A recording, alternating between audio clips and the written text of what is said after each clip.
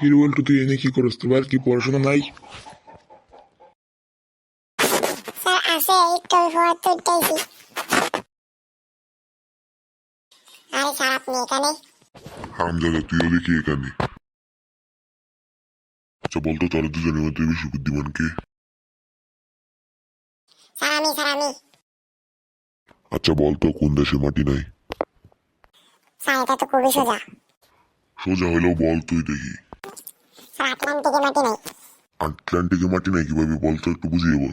Sir আটলান্টিকে শুধু বরফ আর বরফ, ওখানে কোনো মাটি নেই। স্যার ও ভুল বলেছে, আমি বলবো স্যার। বল, তুই বল। স্যার সন্দেশে মাটি নেই। সাব্বাস বলতো, সাব্বাস। ধন্যবাদ স্যার, ধন্যবাদ। তুই বড় হয়ে কিছু করতে পারবি, বুঝছস?